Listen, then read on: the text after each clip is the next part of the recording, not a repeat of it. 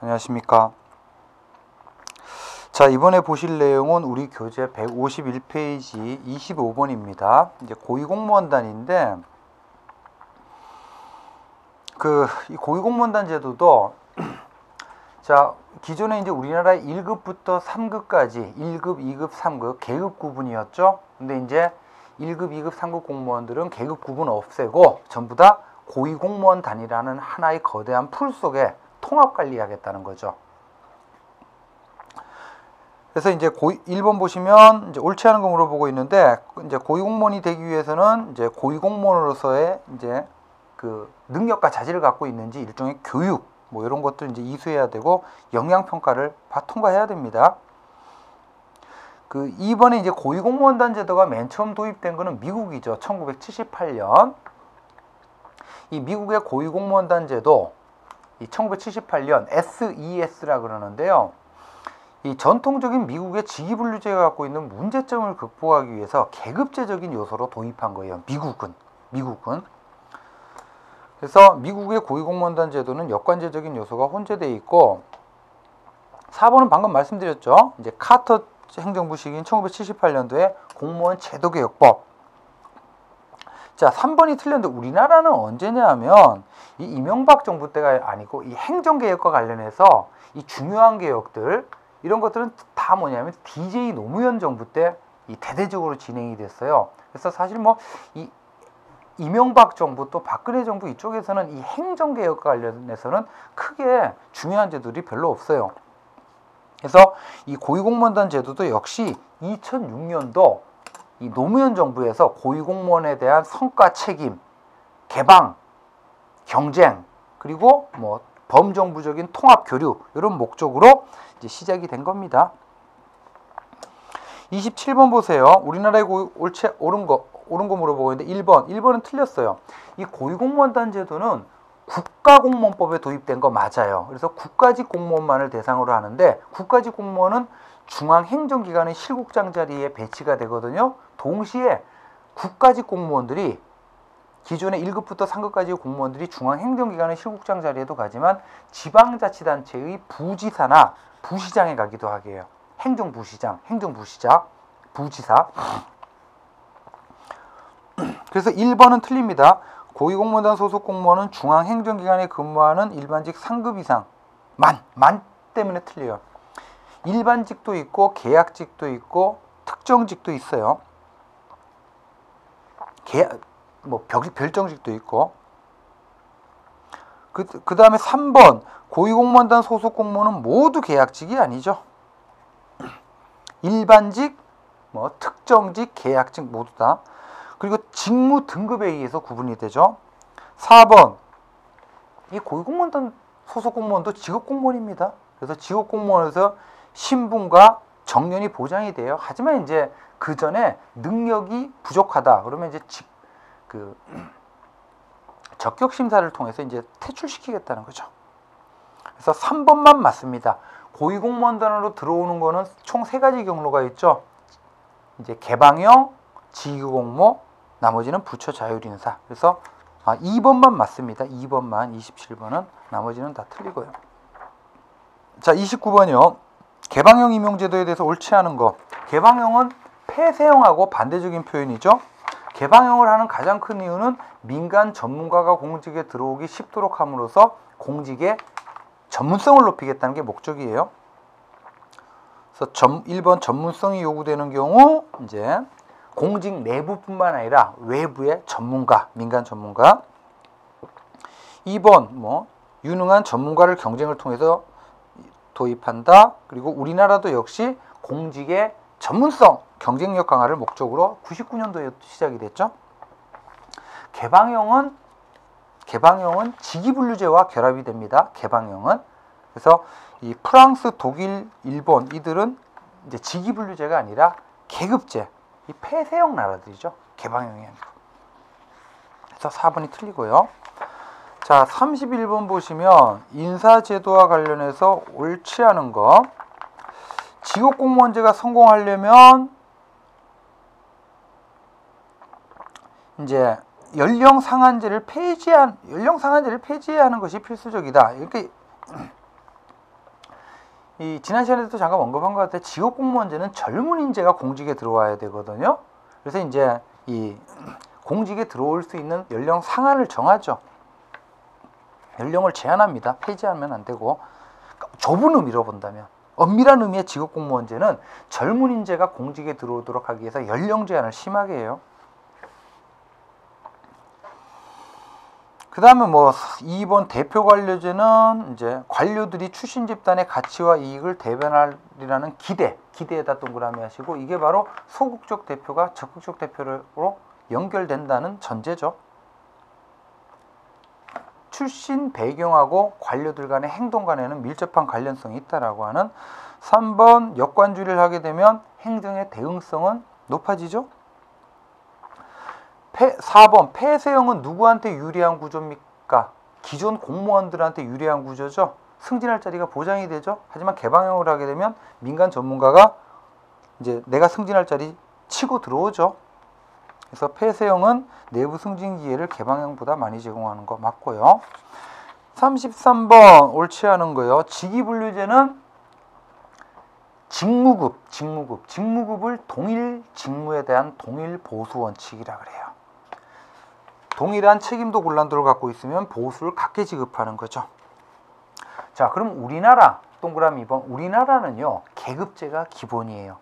계급제를 기본으로 여기에 직위분류제적인 요소가 가미됐다라고 평가를 받습니다. 그 다음에 3번 이런 경력직 공무원은 일반직하고 특정직이 있죠. 경력직은 일반직하고 특정직이 있어요. 그래서 이제 직업공무원제와 실적주의가 적용이 되죠. 그래서 특정직 공무원도 직업공무원제의 적용을 받습니다. 4번 교류형이 있고 비교류형이 있는데요. 비교류형이 일반적인데, 비교류형은 인사 배치가, 예를 들어 제가 공무원으로 임용될 때 노동부 소속으로 시작이 됐어요. 그러면 노동부 내에서만 이동하는 거예요. 이게 비교류형이에요.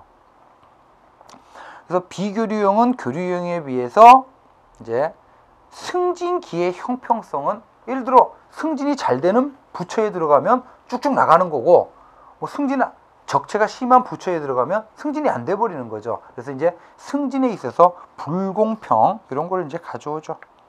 그래서 4번이 틀렸고요. 자, 그래서 여러분들 인사행정 파트에서는 우리가 지금까지 본 제도들이 있죠. 제도들이 집중적으로 시험 문제 나옵니다. 자, 그 다음에 이제 제2장 인적자원의 관리활동에서는 주로 나오는 것들이 딱 정해져 있어요. 대표적인 게 바로 뭐예요? 시험이죠. 시험의 효용성. 그래서 시험의 효용성 가운데 특히 중요한 게 뭐예요? 시험의 타당성이죠. 타당성은 다시 세 가지로 나뉘죠. 기준 타당성, 내용 타당성, 구성 타당성. 그래서 문제 1번. 현재 근무하고 있는 직원들에게 시험을 봐요. 그러면 시험 성적이 나오겠죠? 그 다음에 이 직원들의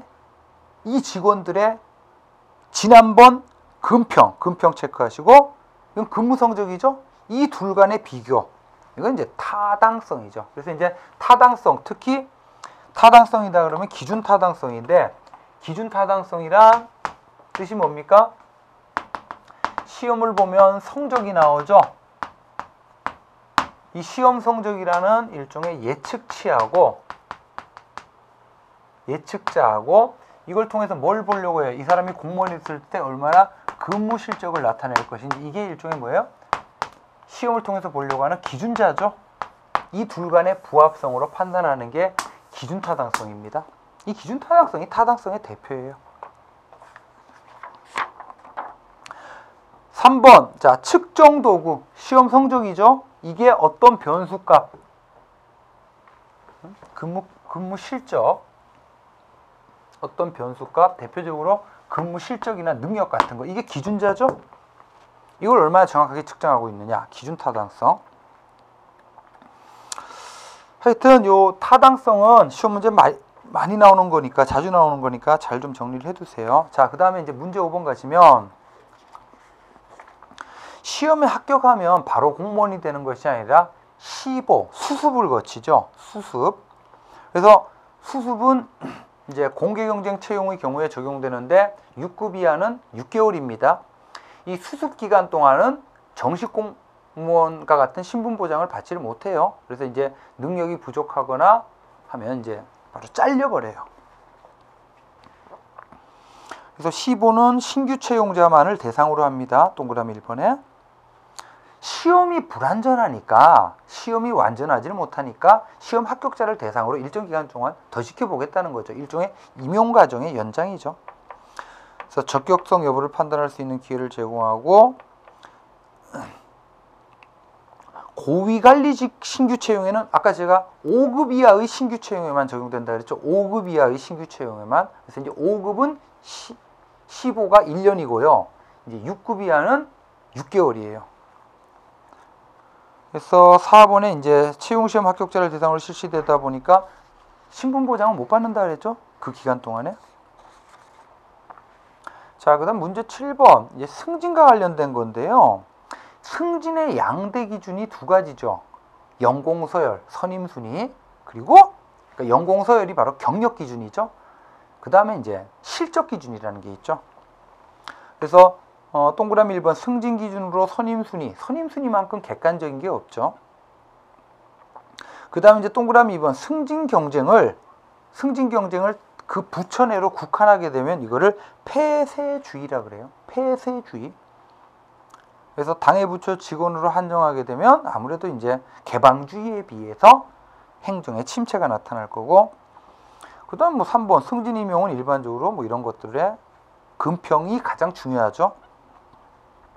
4번이 틀렸는데요. 이제 국가 공무원의 경우 5급으로 승진할 때 이제 그 승진 시험을 치를 수가 있거든요. 근데 이제 지금은 현실적으로는 이제 실제로는 시험을 치르지 않고 있어요. 그래서 이제 시험을 거쳐야 한다는 게 틀린 겁니다.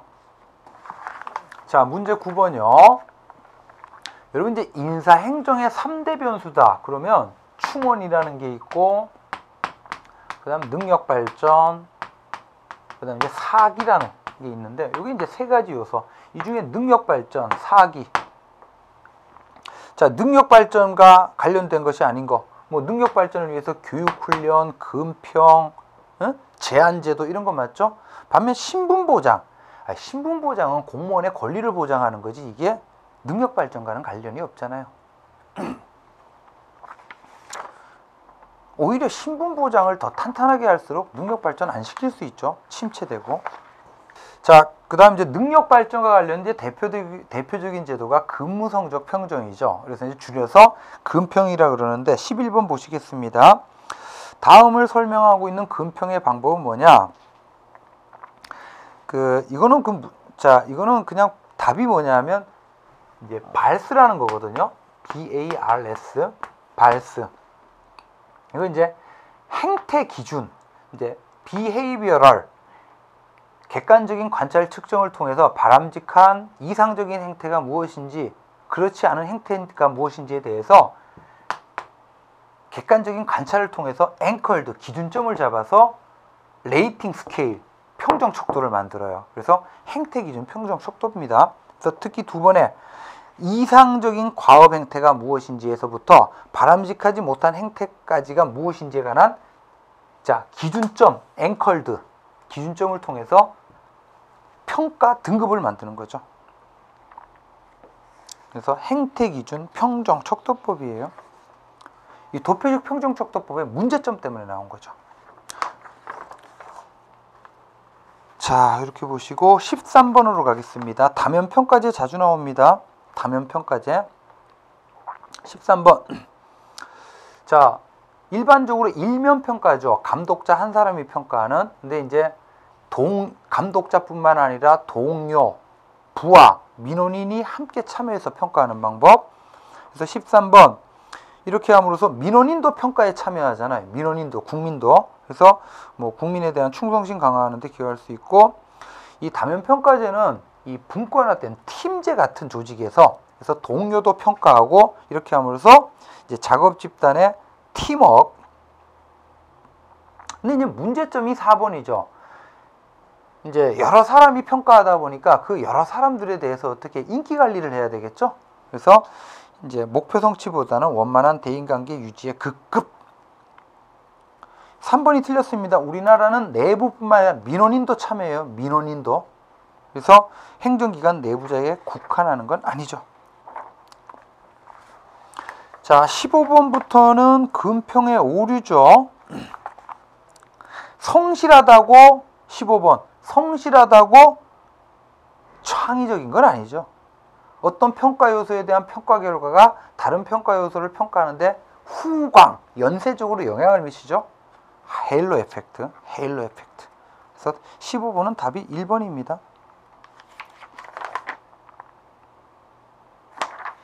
이건 뭐 이 오류 파트에서는 주로 이제 의미 묻는 식으로 단답식으로 이렇게 많이 나오죠. 17번.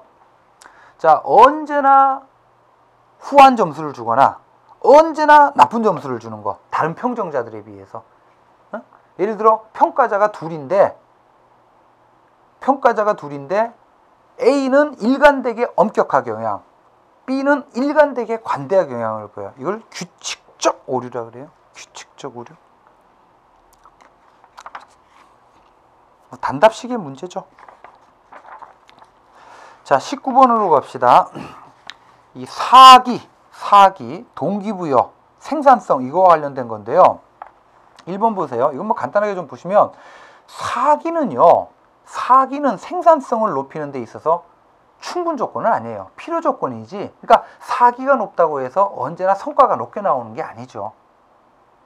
하지만 사기가 낮아버리면 성과는 높게 나올 수가 없죠. 그래서 이 사기는 생산성을 높이기 위한 필요 조건이지 충분 조건은 아닙니다. 그 다음에 2번 불만 요인을 제거하는 건요. 여러분 불만 요인, 위생 요인을 제거하는 거는 불만만 없앨 뿐이죠. 동기는 유발하지 못하죠. 우리 이미 헐츠버그 이론에서 했었죠. 그래서 이 불만 요인의 제거는 동기부여의 충분 조건하고는 관련이 없죠. 그 다음에 4번 보시면 우리나라에서 공무원들의 가장 큰 불만은 이제 낮은 보수와 승진 적체다 이거야. 그러면 이 보수를 올려줬어요. 승진 적체를 해소해줬어요. 그렇다고 해서 불만만 없앨 뿐이죠. 만족감하고 동기는 유발하지 못하죠. 충분 조건이 아니에요. 그래서 3번만이 맞겠죠. 이 보수를 높여주는 거는요. 이런 보수가 높아지면 사기가 높아지겠죠. 그렇다고 해서 사기가 높아진다고 해서 바로 생산성이 높아지는 건 아니죠. 필요 조건일 뿐이지 충분 조건은 아니라는 얘기죠. 그래서 19번만이 맞습니다. 21번 우리나라 공무원연금제도인데요. 이 공무원연금제도와 관련된 근거법이 있죠. 공무원연금법. 근데 여러분 이 공무원연금법은요. 국가직 공무원, 지방직 공무원 모두 포괄하거든요. 이 법이 적용되는 공무원은. 하지만 선거에 의해서 공무원이 되는 예를 들어 뭐 대통령이라든지 국회의원, 단체장 이런 사람들은 안 돼요. 또 군인이요. 공무원 가운데. 그래서 선거에 의해서 취임하는 공무원하고 군인은 적용 대상이 아닙니다. 군인은 왜 아니냐면 군인연금법이 적용이 돼요. 그래서 21번 공무원연금제도는 공무원에 대한 일종의 사회보장이고 60년에 시작이 됐죠. 3번에 보시면 연금을 바라보는 가장 일반적 견해가 보수 후불설이에요. 지금 당장 내야 될 돈 이제 달달이 내 월급의 일정 부분을 기여금으로 냈다가 나중에 받아가는 퇴직한 후에. 그래서 요거를 보수 후불설 또는 거치 보수설이라 그래요. 4번에 이제 선거에 의해서 취임하는 공무원은 포함 안 된다 그랬습니다. 23번 공무원의 정치적 중립, 실적주의의 핵심적인 요소죠. 그래서 정치적 중립이 요구되는 근거. 2번 이제 부패 방지, 그리고 이제 정권 변화와는 관계없이 집권당이 누구냐와는 관계없이 계속적으로 행정을 수행하죠. 그 다음에 이제 공무원의 정치 세력화 이런 걸 이제 방지하기 위해서 필요하다는 거죠. 근데 이런 공무원의 정치적 중립이 정치적 무관심화를 가져오는 거는 오히려 공무원의 정치적 중립에 따른 문제점이에요. 지나친 정치적 중립 때문에 공무원들이 어떤 국민적인 요구에 둔감해지는 거죠. 그래서 정치적 무관심하 요거는 이제 근거가 아닙니다. 문제점이죠. 자, 그 다음에 25번 이 공무원 노조인데요. 이 공무원 노조법에 정해져 있죠. 그래서 공무원 노조법 얘기입니다. 그래서 동그라미 1번 신규 채용 기준 임용권 행사에 관한 것들은 단체 교섭의 대상이 안 돼요. 주로 이제 단체 교섭은 근로조건과 관련된 거, 공무원들의. 그래서 2번 보수에 관한 거는 교섭은 할 수는 있죠. 하지만 보수는 예산이나 법령으로 정해지는 거기 때문에 이제 교섭 대상은 됩니다. 하지만 효력이 부정이 돼요. 그 다음에 이 보수에 관한 업무를 수행하는 공무원은 6급 이하라 하더라도 노조에 가입할 수가 없어요. 그 다음에 이제 3번에 노조 대표자는 단체 교섭, 단체 협약을 체결할 수 있는 권한까지 부여되고, 이제 4번에 이건 노조 전임자라 그러는데 회사에 출근해 가지고 노조 일하는 사람들, 이 사람들은 무급휴직하고 해야 돼요. 임용권자의 동의를 얻어서. 그래서 보수는 지급하는 것이 아니라 무급휴직입니다. 자, 그 다음에 뭐 27번 이제 임용 특히 징계는 꼭 기억하셔야 돼요. 6개. 견, 감, 정강, 해파. 그래서 이제 이론서에 여러분 다 요건들 정해져 있어요. 견책, 감봉, 정직, 강등, 해임, 파면. 이런 식으로. 그래서 26번하고 27번 같은 얘기입니다. 28번도 그렇고. 그래서 27번 보시면 징계, 여러분 자, 해임하고 파면이 잘리는 거예요. 징계 가운데 해임하고 파면이 잘리는 건데 차이점이 뭐냐면 해임을 당하면 받아야 될 연금은 고스란히 받아요. 연금법상의 불이익은 없어요. 하지만 파면을 당하면 자기가 낸 기여금만 받아가요. 연금법상의 불이익이 있어요. 그리고 또 어떤 차이점이 있냐면, 자, 해임을 당하면 3년이 지나야 다시 공무원이 될 수 있어. 파면을 당하면 5년이 지나야 돼요. 그래서 1번 징계로 해임 처분을 받을 때는 몇 년이 지나야 돼요? 3년입니다. 5년은 파면을 당한 경우죠. 뭐 나머지 2번, 3번, 4번 이런 것들은 그냥 가볍게 한번 읽어보시고요. 28번도 뭐 그 1번 보세요. 국가공무법 징계의 종류로 경감, 정강, 해파예요. 지금 둘, 넷, 그죠? 거꾸로 됐는데, 그래서 요 견책, 감봉을 둘을 뭐라 그래요? 경징계라 그럽니다. 그 다음에 이 밑으로 갈수록 중징계죠. 그 얘기예요. 자, 그래서 인사행정은 여기까지 해서 마치는 걸로 하겠습니다. 자, 그리고 다음 시간부터는 이제 재무행정 이제 들어가도록 하겠습니다. 수업 여기서 마치겠습니다. 수고하셨습니다.